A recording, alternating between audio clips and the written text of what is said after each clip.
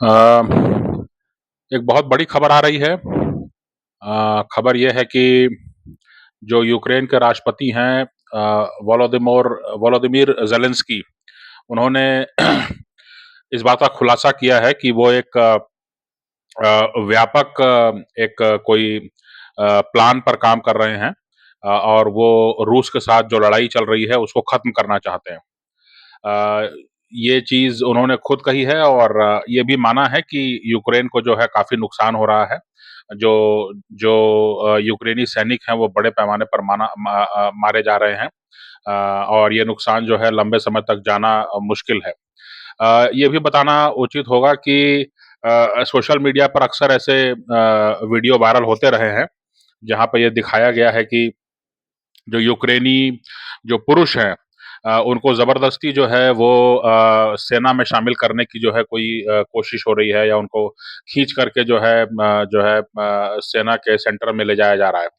ऐसी कई सारी जो हैं वो, बल्कि ये भी सुनने में आया कि कई जो पुरुष हैं वो सड़कों पे निकलना छोड़ चुके हैं, या वो आपस में जो है सोशल मीडिया के थ्रू कनेक्ट ये जानकारी रखते हैं कि जो सेना के लोग हैं वो कहाँ मूवमेंट कर रहे हैं, और उस हिसाब से वो तय करते हैं कि उनको कहाँ जाना है ना? तो ये कई सारी तकलीफ़ें हैं। बीच में ये भी हुआ था कि जो विदेश चले गए थे किसी बहाने से, उनको भी वापस बुलाने का जो है दबाव दे करके वापस बुलाने का जो है कोई तरीका ढूँढा जा रहा था। अ, ज़ेलेंस्की का ये कहना कि अब जो है अ, रूस के साथ जो युद्ध है, वो खत्म होना चाहिए। इसके बहुत सारे पहलू हैं, है ना?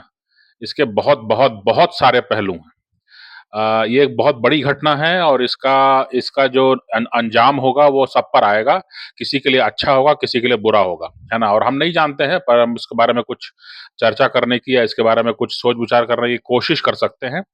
एक तो ये है कि अभी हाल में जो है स्विट्ज़रलैंड में एक बहुत बड़ा एक पीस समिट बुलाया गया था, एक शांति सम्मेलन बुलाया गया था। नाम शांति सम्मेलन था, लेकिन वहाँ पर रूस को नहीं बुलाया गया था।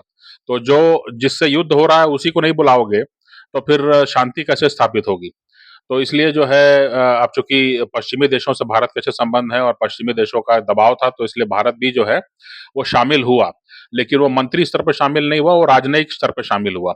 इसमें भी मज़े की बात ये है कि यहाँ से जो है जिसको भेजा गया था भारत का प्रतिनिधि बना करके, वो पवन कपूर हैं, जो मेरे ख़्याल से फ़िलहाल विदेश मंत्रालय में जो हैं वो सेक्रेटरी वेस्ट हैं, यानी वो पश्चिम का जो भारत का पश्चिम का मामला है उसको देखते हैं। जो मज़े की बात है वो ये कि पवन कपूर रूस में लंबे समय तक जो है भारत के राजदूत रह चुके हैं। तो भारत ने रूस में रहे अपने राजदूत को जो है शांति सम्मेलन में भेज दिया, है ना? वो यूक्रेन में नहीं रहे हैं जहाँ तक मेरी जानकारी है, वो रूस में राजदूत रहे हैं। तो ये भी अपने आप में जो है एक सिग्नलिंग होती है। एक आदमी बताता है कि हम आपके इस पीस समिट में शामिल हो रहे हैं आपके दबाव के चलते, लेकिन हम कितनी गंभीरता से इसको लेते हैं, है ना? इसको भी जो है कई तरीकों से बताया जाता है। तो ख़ैर उस पीस समिट का जो होना था वही हुआ, जो पहले से जो यूक्रेन के साथ थे उन्होंने जो है समर्थन किया, और बाकी लोगों ने जो है, जो फाइनल जो जो एक दस्तावेज़ सामने आया, उस पर जो है उन्होंने हस्ताक्षर करने से मना कर दिया। भारत ने भी मना कर दिया। भारत ने कहा कि हम कोई भी शांति सम्मेलन होगा, कोई भी शांति की पहल होगी, तो हम उसमें शामिल होंगे, हम उसमें पूरी कोशिश करेंगे उसमें जो है हमारा कोई योगदान हो। लेकिन बात जो है वो बेमतलब की नहीं होनी चाहिए। जब इसमें रूसी शामिल नहीं है, तो फिर जो है शांति सम्मेलन कैसे हुआ? शांति हमको थोड़ी स्थापित करनी है यूक्रेन के साथ। शांति यूक्रेन और रूस के बीच में स्थापित होनी है।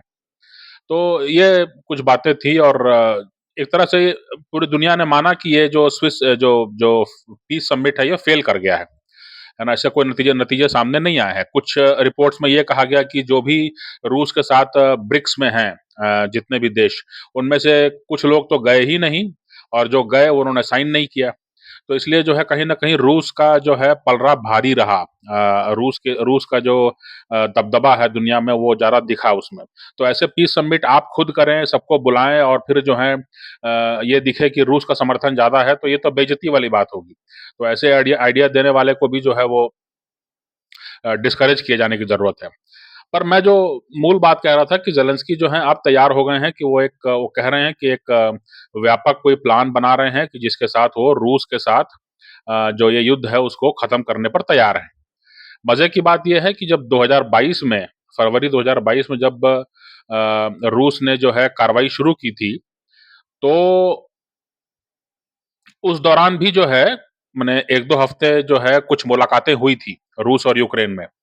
और ये लगा था कि जो है कोई भी युद्ध को बढ़ाना नहीं चाहेगा और जो है कोई ना कोई समझौता हो जाएगा, है ना? लेकिन पश्चिम के दबाव में, पश्चिम के आश्वासन में जो है यूक्रेन ने जो है बातचीत को आगे ले जाने से मना कर दिया और उन्होंने कहा कि अब हम युद्ध पर लड़ेंगे। नतीजे में जो है पिछले ढाई साल में 28 महीने हो गए हैं मेरे ख्याल से। पिछले 2 से ढाई साल में जो है, जो पिछले 2 से ढाई साल में जो मामला हुआ है वो ये कि यूक्रेन ने तकरीबन 4 प्रांत गँवा दिए हैं। यूक्रेन ने तकरीबन 4 प्रांत गँवा दिए हैं और रूस का ये कहना है कि ये प्रांत जो हैं अब रूस का हिस्सा हैं और आधिकारिक रूप से रूस का हिस्सा है, माने रूस में कानूनी रूप से इसको अपना हिस्सा बताना शुरू कर दिया है, यहाँ पर चुनाव भी हो रहे हैं। तो अब सवाल उठता है कि रूस अगर आप झुक करके, अगर आप हार मान करके, अगर आप ये देख करके कि अब कोई चारा नहीं है और तब हम रूस से बात करेंगे, तो रूस तो कहेगा कि भई अब जो है बातचीत करने की ज़रूरत आपको है। पहले तो हम लोग दोनों बराबरी में बात कर रहे थे, लेकिन अब बातचीत की ज़रूरत आपको है, तो इसलिए आपको जो है समझौते करने पड़ेंगे। तो इसलिए जो है ये 4 प्रांत जो हैं हो सकता है चले जाएँ। रूस ये भी कहता रहा है कि हमको आपसे कोई तकलीफ़ नहीं है, लेकिन आप जो हैं नाटो में शामिल नहीं होंगे। जो नाटो अलायंस है, नाटो अलायंस में शामिल होने से होगा ये कि यूक्रेन पे हमला पूरे पश्चिमी देशों पे हमला माना जाएगा। तो इसलिए जो है वो कह रहे हैं कि नाटो में आप शामिल मत होइए और आपको जो है आर्थिक गतिविधि बढ़ाते रहना है वहाँ पर और आपको जो है आपको अगर वहाँ पे व्यापार करना है तो आप करते रहिए, उससे कोई समस्या नहीं है। तो ये बातें हैं मेरे ख़्याल से अब तो देखने वाली बात है कि किस तरह का जो है ये मसौदा लेके आते हैं ज़ेलेंस्की। इसका दूसरा पहलू ये है कि जो पश्चिमी देश हैं अमेरिका के नेतृत्व वाले, है ना? अ, उनकी हार मानी जाएगी ये। अगर यूक्रेन के राष्ट्रपति ये कहते हैं कि हम जो हैं रूस के साथ युद्ध नहीं बढ़ाना चाहते हैं और रूस के साथ हम अब शांति चाहते हैं, लड़ाई को खत्म करना चाहते हैं, बहुत हो चुका। अगर ये एक नैरेटिव निकल के आता है कि बहुत हो चुका, अब जो है इसको खत्म होना चाहिए युद्ध को, तो ये बहुत बड़ी बात होगी, पश्चिम की बहुत बड़ी हार होगी। पश्चिमी देशों में जो है मतलब कि जो नाटो अलायंस है जिसका नेतृत्व जो है अमेरिका कर रहा है, उसकी हार होगी। तो अफ़गानिस्तान में नाटो के साथ आप जाते हैं, वहाँ पे हार जाते हैं, वहाँ पे तालिबान है, वहाँ से आपको भागना पड़ता है। और उसके बाद में जो है यूक्रेन में जो है वहाँ पे आप लड़ाई करते हैं, रूस जो है आप कहते हैं कि रूसी हथियार पुराने हैं और रूसी टेक्नोलॉजी बेकार है और इस तरह की बातें आप कह रहे हैं। लेकिन उस रूस ने अपना दमख़म दिखाया और जो है रूस ने अपनी ज़मीनें बढ़ा ली और रूस ने बता दिया कि पूरे नाटो पे अकेले भारी है। तो नाटो की जो क्रेडिबिलिटी है ना? और जो अमेरिकी हथियारों की क्रेडिबिलिटी है और जो अमेरिकी रणनीति की क्रेडिबिलिटी है, जो अमेरिका की जो सोच-समझ है, दूरदर्शिता है, उस पर जो है भयंकर सवाल उठेंगे क्योंकि अफ़गानिस्तान और यूक्रेन दोनों एक ही कार्यकाल में हो रहा है। बाइडेन के कार्यकाल के शुरू होते ही जो है अफ़गानिस्तान से जिस तरह से जो है भाग-भाग करके लोग निकले हैं, है ना? कि मतलब जो है जहाज़ पर लटक के लोग सोच रहे हैं कि हम पहुँच जाएँगे अमेरिका और वो जो है गिर के मर जाते हैं और वो पूरा दृश्य सोशल मीडिया पे आज भी उपलब्ध है और लोग देख सकते हैं। तो और ये कि अफ़गानिस्तान में लड़कियों का स्कूल जाना हो रहा है कि नहीं हो रहा है और इस तरह की चीज़ों पर जो है कोई ध्यान नहीं है, जबकि इन चीज़ों पर आप काफ़ी बात करते हैं। तो अफ़गानिस्तान में जिस तरह से आप छोड़ के भागे और अब यूक्रेन में अगर जो है यूक्रेन के राष्ट्रपति ये कह रहे हैं, तो ज़ाहिर-सी बात है कि या तो वो ये तय कर चुके हैं कि ये पश्चिमी नेता हमारे किसी काम के नहीं हैं या ये हमारा समर्थन बहुत दूर तक नहीं कर सकते। या फिर ये समझ में आ रही है बात कि उन्होंने जो है अब बात सुनने से मना कर दिया है। उन्होंने कहना शुरू कर दिया है कि अब जो है हम आपकी बात नहीं सुनेंगे और आप जो हैं हम पर कम ध्यान दे रहे हैं और हमारी मुश्किलों को समझ नहीं रहे हैं। तो इसलिए जो है हम अब शांति समझौता करने को तैयार हैं।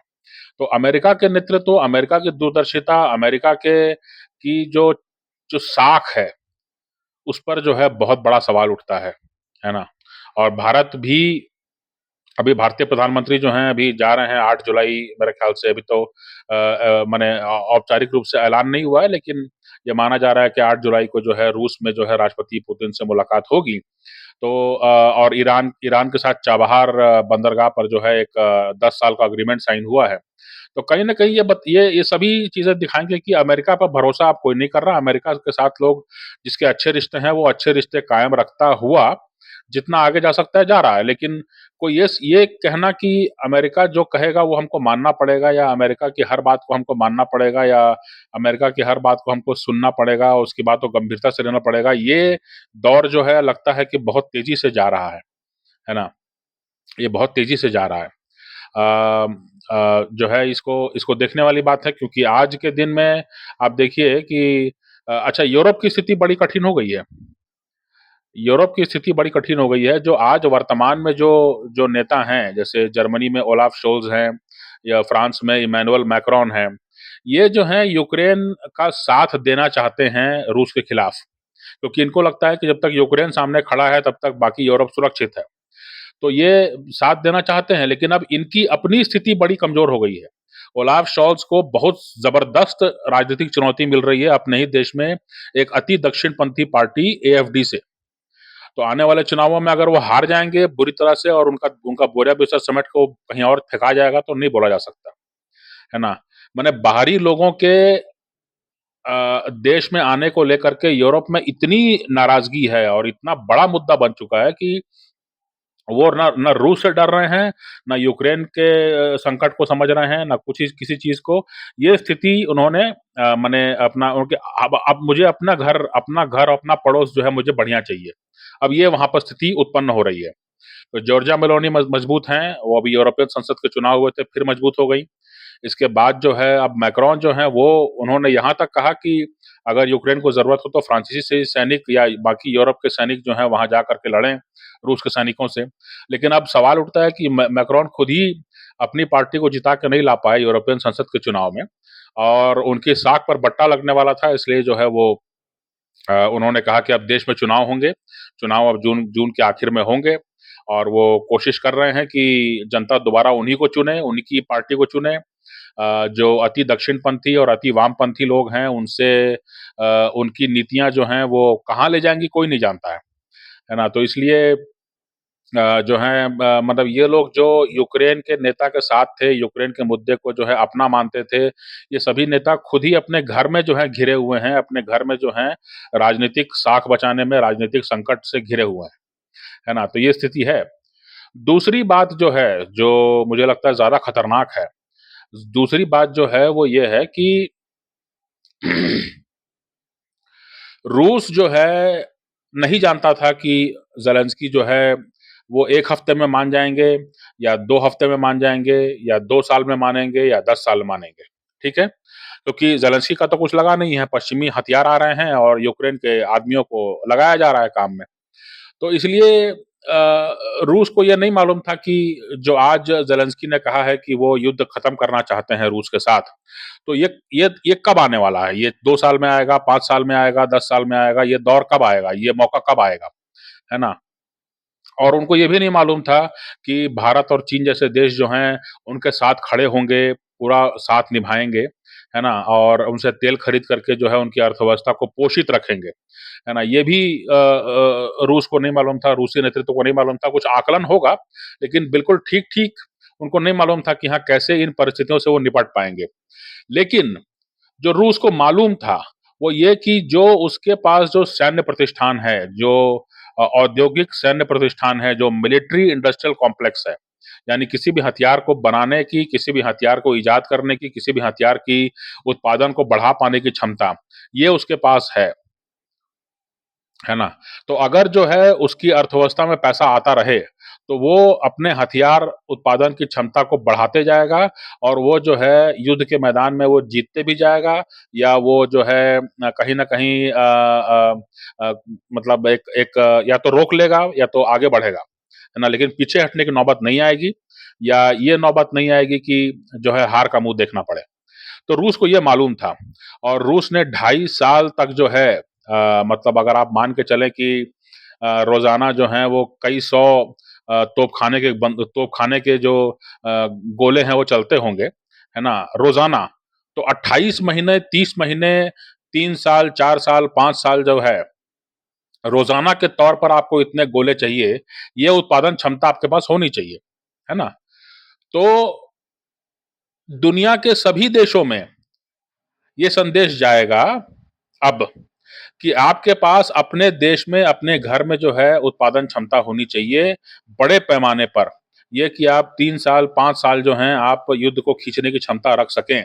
आपके पास उतने आदमी भी होने चाहिए और आपके पास उतने हथियार उत्पादन की क्षमता भी होनी चाहिए। अब वो बात नहीं है कि मैं आप पर भरोसा करूँगा या हम लोग जो हैं व्यापारिक व्यापारिक समझौता करेंगे। जो दुनिया के जो देश होंगे, जो दुनिया के बड़े देश होंगे खास तौर पे जिनके सीमा विवाद होंगे, जिसमें भारत भी शामिल है, उन सबको यही संदेश मिलेगा कि आपके घर में ही आपको हथियार उत्पादन की क्षमता विकसित करनी होगी। आपके घर में ही आपको हथियार उत्पादन और उसको बढ़ाते रहने की, और उसको जो है युद्ध में जो है अगर ऐसी कोई स्थिति आती है तो आपको लंबे समय तक युद्ध को खींचने की क्षमता होनी चाहिए। है ना? क्योंकि इसकी ये जब तक आपके पास क्षमता नहीं होगी, तब तक जो है आप जीत का जो है का आश्वासन आपको नहीं है। है ना?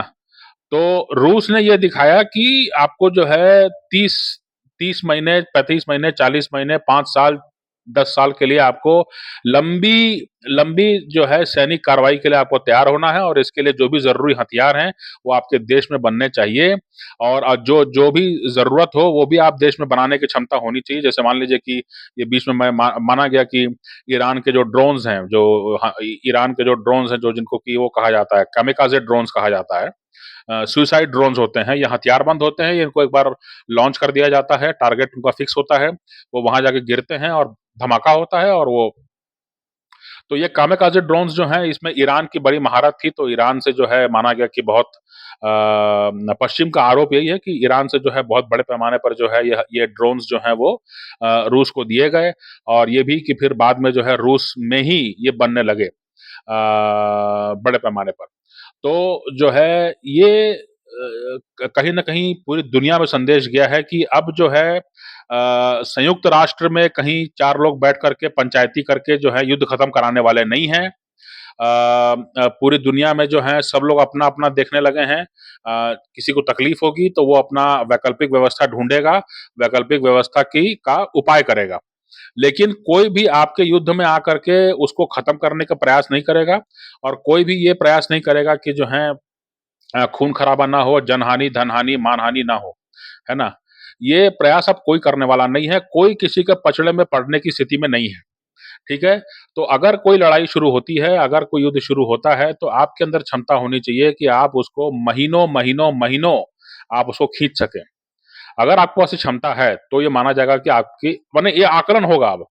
अगर मान लीजिए भारत और चीन का टकराव बढ़ता है, तो ये आकलन होगा अब, कि भारत के पास क्षमता कितनी है और भारत कितने लंबे समय तक खींच पाएगा, अगर कोई युद्ध की स्थिति बनती है या कोई टकराव की स्थिति बनती है तो।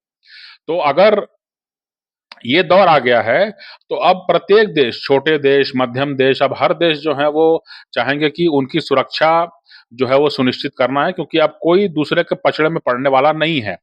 पश्चिम एशिया में युद्ध चल रहा है, वो लगातार गर्म हो रहा है। अब हो सकता है कि लेबनान में जो है युद्ध चला जाए, लेकिन कोई भी रोकने का प्रयास नहीं कर रहा है, और संयुक्त राष्ट्र जो है वो बिल्कुल अ, माने ताली बजा रहा है बाजू में बैठ कर के। संयुक्त राष्ट्र पहले की तरह ठप है, हमेशा की तरह। तो इसका मतलब ये है कि जो है ये मान के चलिए कि अब दुनिया भर में जो है हथियारों की होड़ जो है बहुत बढ़ने वाली है, और हथियारों की होड़ बढ़ने वाली है, इसके साथ-साथ जो है ये भी होने वाला है कि अ, हथियार जो हैं वो मेरे देश में बने, है ना? अब ये जो है बिल्कुल अब इसका कोई विकल्प नहीं है। है ना? क्योंकि कोई भी नेता जो है ये रिस्क नहीं ले सकता है कि हथियार कहीं बाहर बन रहे हैं और ज़रूरत पड़ने से हम उनको वहाँ से ले आएँगे। ये अब वो ज़माना चला गया, ठीक है? आपके घर में जो हैं वो आपके हथियार बनने चाहिए और उसकी उत्पादन क्षमता को बढ़ाने की आपके पास मात्रा होना चाहिए। ठीक है? जैसे मैं सुन रहा था बीच में कि तोपखाने का जो है मामला, लंबी दूरी का तोपखाना जो है भारत में, वो भारत की एक कंपनी है, कंपनी का नाम लेना उचित नहीं है, लेकिन उन्होंने कहा कि हमारे पास क्षमता इतनी है कि अगर भारत सरकार कहे, तो हम रोज़ाना एक तोपखाना बना के दे सकते हैं। माने कि 365 तोपखाना 365 दिन में, है ना? तो ये क्षमता उन्होंने विकसित की है क्योंकि उनको मालूम था कि जो है आने वाले दिन में जो है ऐसी ऐसी क्षमताओं की ज़रूरत पड़ने वाली है। तीसरी बात है ना? 2 मुद्दे हुए, एक तो अमेरिका का जो है साख गिर गई, दूसरा ये कि अब हर हर कोई जो है अपने घर में हथियार बनाने का जो है विचार करेगा, अपने देश में हथियार बनाने का विचार करेगा। अब तीसरा जो मुद्दा आ रहा है सामने वो ये है कि अ, पुरुषों के अच्छे दिन आ गए क्योंकि पुरुषों सरकारों की नज़र में जो है पुरुषों की एक अभी तक समझ में नहीं आ रहा था क्योंकि पुरुष जो हैं वो बनियान चड्डे में घूम रहे हैं तो इसलिए अब कपड़ा मार्केट के लिए पुरुष कोई बहुत अच्छे ग्राहक नहीं है। महिलाएँ अच्छा ग्राहक हैं, है ना? तो जो मार्केट है वो कहीं न कहीं महिलाओं को तरजीह दे रहा था। और पुरुषों का तो कुछ नहीं था, पुरुषों का मतलब अगर आप वर्कफ़ोर्स में हैं टैक्स देते हैं तो ठीक है ना? और आपकी कोई विशेष आवश्यकता नहीं है। लेकिन अब जब युद्ध के बादल और सबको सबसे खतरा होगा, तो पुरुषों का थोड़ा वज़न बढ़ेगा, है ना? सरकारें जो हैं वो फिर अपने पुरुषों की ओर देखने लगेंगी। तो आदमियों के लिए जो है आदमियों की वैल्यू बढ़ेगी और ये भी चिंता होगी कि आदमियों को थोड़ा-सा मजबूत किया जाए और आदमियों को थोड़ा-सा तैयार किया जाए कि वो कष्ट सह करके क्योंकि अगर वो मोबाइल में ही रील्स देख रहे हैं, रील्स बना रहे हैं, अगर वो छाती के बाल साफ करने में लगे हुए हैं, वैसे पुरुष किसी काम के नहीं होंगे। ज़्यादा काम के वो होंगे जो कि धूप और उमस भरी गर्मी में जो हैं वो जो जो कहीं पर कष्ट सह करके जो हैं युद्ध के मोर्चे पर जो लड़ सकें, है ना? तो उस तरह के पुरुषों की है ना, जो थोड़ा रगेड टाइप के होते हैं, जो रफ एंड टफ होते हैं, उन तरह के पुरुषों का जो है वापस दौर जो है, हो सकता है आया हो, लौट आया हो। ठीक है? क्योंकि अब हर देश देखेगा कि भई हमारे पास जो है लड़ने के लिए कौन है? पुरुष हैं। तो पुरुष हमको चाहिए, उनकी संख्या कितनी है, उनकी तैयारी कितनी है, सेना कितनी है, रिज़र्व कितने हैं, पैरामिलिट्री कितनी है, पुलिस कितनी है और अगर हमको जो है नुकसान होता है तो हम भर्ती कितनी तेज़ी से कर पाएँगे, कहाँ भर्ती करेंगे हम, है ना? कहाँ से हम पुरुषों को जो है भर्ती करेंगे नए लड़कों को। तो ये सब चीज़ें जो हैं इसका आकलन भी अब होगा। जो भी देश खतरे में हैं, जिन देशों का भी सीमा विवाद चल रहा होगा, तो वो देश जो हैं वो इस बारे में ज़रूर ऑडिट करेंगे, आकलन करेंगे, चाहे वो सार्वजनिक ना हो लेकिन ये होगा, है ना? तो पुरुषों का जो है फिर से कुछ एक महत्व जो है लोगों के समझ में आएगा। ये एक अच्छी बात है अगर सरकार और कंपनियाँ जो बड़ी-बड़ी कंपनियाँ हैं अगर उनको लगता है कि हमें लड़ने के लिए पुरुषों की, आदमियों की ज़रूरत है, हमें उन लड़कों की ज़रूरत है, तो जो है फिर से जो है उनको उनको तरजीह दी जाएगी, उनके बारे में कुछ नीतियाँ बनेंगी, उनको कुछ राहत मिल सकती है। क्योंकि वर्तमान में सरकारें जो हैं वो बाज़ार भी महिलाओं के पीछे जा रहा है और सरकारें भी जो हैं वो महिलाओं को ही वोट बैंक समझ करके एक तरफ़ा रुझान रख रही हैं। है ना? एक तरफ़ा कानून भी उनके पक्ष में ही ज़्यादा बन रहे हैं, इस तरह की बातें चल रही हैं। चौथी बात जो है चौथी बात है वो ये है कि अ, चौथी बात है वो ये कि जो अब वैश्वीकरण है वो नहीं होगा। वैश्वीकरण खत्म हो गया, है ना? वैश्वीकरण खत्म हो गया तो अब जो है अब भरोसे पर रिश्ते बनेंगे, है ना? अभी तक ये था कि एक नियम बने हुए हैं डब्ल्यूटीओ के, उसके आधार पर सभी लोग सभी से व्यापार कर रहे हैं। अब जो है भरोसे पर जो है व्यापार होंगे और व्यापार उसी से बढ़ाया जाएगा जिससे आपको लगता है कि हाँ, इनके साथ अपना कोई विवाद नहीं होगा, कोई विवाद अभी है नहीं और आगे चल के भी जो है हम साथ में लंबा दूर दूर तक चल सकते हैं, है ना? तो जैसे भारत और रूस हैं, भारत और ईरान और रूस हैं, भारत और जापान है, भारत और ऑस्ट्रेलिया है, तो इनके साथ कोई सीधा विवाद नहीं है और यहाँ पर जो है लंबी दूरी तक जो है साथ चला जा सकता है। इसका मतलब ये भी है कि जो वैश्वीकरण है वो खत्म होगा और जैसे भारत और इज़राइल है, तो जो जैसे इज़राइल को अगर ज़रूरत होगी तो वो हर जगह से जो है बाहर से लोगों को नहीं मँगाएगा अपने यहाँ काम करने के लिए। अपनी अर्थव्यवस्था में काम करने के लिए वो अपने भरोसे के ही देश से अपने यहाँ लोगों को अलाउ करेगा और जब ज़रूरत पूरी हो जाएगी तो उनको कहेगा कि अब आप वापस चले जाइए अपने देश में। आपका जो पेमेंट है, जो भी आपका ड्यूज़ है वो सब क्लियर कर दिया जाएगा, है ना? तो सम्मानजनक और आपसी भरोसे पर जो है रिश्ते कायम होंगे, है ना? ये मिसिंग था। है ना? ये मिसिंग था काफ़ी समय से और इसलिए काफ़ी कॉम्प्लिकेशन हो रहे थे और कई बार जो है अलग-अलग देशों की सरकारें जो हैं वो परेशान हो जाती थी क्योंकि उनको लगता था कि भई यहाँ पर हमारे देश के हित मार खा रहे हैं, यहाँ पर राजनीतिक रूप से हम कमज़ोर हो रहे हैं। लेकिन चूँकि आपने नियम बना दिए हैं अंतर्राष्ट्रीय स्तर पर और सभी को मान्य है वो, तो इसलिए जो है अब आपको उसी के अनुसार चलना पड़ रहा है। तो अब जो है वो वैश्वीकरण खत्म हो गया और ये मान के चलिए कि अब जो है वो भरोसे पर रिश्ते कायम होंगे, है ना? तो ये दौर जो है अब चलने वाला है। अभी भी चल रहा है क्योंकि जैसे भारत जो है वो कई सारे छोटे समूहों का हिस्सा है, क्वाड है ना? I2U2 है, ब्रिक्स है, अ भारत, यूएई और फ्रांस का एक एक त्रिकोणीय वार्ता सम्मेलन होता है। भारत, फ्रांस और ऑस्ट्रेलिया का त्रिकोणीय है एक सम्मेलन। मेरे ख्याल से भारत, इंडोनेशिया और फ्रांस का भी एक है। बिम्स्टेक है ना? सार्क को खत्म करके जो है खत्म तो नहीं किया गया औपचारिक रूप से लेकिन सार्क को ठंडा करके और फिर बिम्स्टेक को जो है लागू किया गया। इसमें नेपाल, भूटान, बांग्लादेश श्रीलंका, मालदीव ये सब शामिल हैं। तो ये क्या है कि एक क्षेत्रीय व्यापार बढ़ाने के लिए जो है आप ये काम कर रहे हैं। इंडिया आसियान डायलॉग है ना? तो आसियान के 10 देश और भारत जो है मिल करके आपस में क्या कर सकते हैं उसको। तो अब भरोसे पर जो है रिश्ते बनेंगे, भरोसे पर जो है और हर देश की राजधानी में तय होगा कि हमको किससे रिश्ते बनाने हैं और वो रिश्ते कहाँ तक जाएँगे। ये एक और बात हुई। जो फाइनल बात है वो ये कि दुनिया में जो है फिर से जो है भारत के लोगों के लिए भारत जैसे जो देश हैं जो कि दुनिया भर में जो है मैन पावर सप्लाई कर रहे हैं, दुनिया भर में स्किल्ड लेबर सप्लाई कर रहे हैं। भारत जैसे देशों के लिए फिर से जो है अच्छे दिन इस मायने में है क्योंकि रूस जो है वो पूर्वी कोने पर काफ़ी दूर तक फैला हुआ है, लेकिन अब जो है उसने ज़मीनें बढ़ाई हैं पश्चिम की तरफ, है ना? तो जो कुरील द्वीप है जापान के नज़दीक, जापान के सागर में कुरील द्वीप है, वहाँ से रूस शुरू होता है, पूर्वी कोना वहाँ पर है। वहाँ से शुरू होता है और उसके बाद में पूरा रूस पार करके और यूक्रेन के 4 प्रांतों को और जोड़ दीजिए मान लीजिए, है ना? तो इतनी ज़मीनें हैं और अब जो है पिछले 2.5 साल से जो है आप युद्ध ही कर रहे थे। अब जो है पूरी अर्थव्यवस्था को आपको नए सिरे से बनाना होगा। तो ढेरों उद्योग, ढेरों वहाँ पर जो हैं जो हैं लोगों की ज़रूरत होगी क्योंकि आपके लोग जो हैं वो आपके कई सारे पुरुष जो हैं मारे गए हैं। है ना?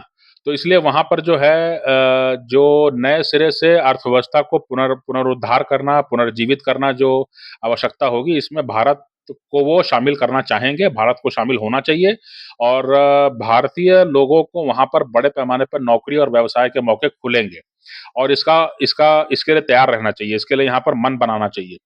माने एक एक समझ होनी चाहिए। ठीक इसी तरह से इज़राइल में भी जो है, जिस तरह से जो है बड़े पैमाने पर जो है वहाँ पर युद्ध चल रहा है ईरान के साथ हमने अगर रिश्ते ठीक किए हैं, तो ईरान का भी जो है उस क्षेत्र में कई देशों पे असर है उनका। तो इन सारे क्षेत्रों में जो है व्यापार की और स्थिरता लाने की और पुनरुद्धार करने की ज़रूरत है, पुनर्निर्माण करने की ज़रूरत है। तो ये सारे मौके में जो है भारतीय लोगों को जो है तरजीह मिलने की संभावना है, उनको तरजीह मिलेगी। अगर भारत जो है अपनी आबादी गिरने नहीं देता है, तो ये मान के चलिए कि आने वाले 20 साल, 50 साल जो हैं, भारतीयों के लिए जो हैं वो कमाने खाने के साधन कोई कम नहीं होंगे और उनके उनके बढ़ने के, उनके पोषित होने के, उनके अच्छे दिन जो हैं वो जारी रहेंगे।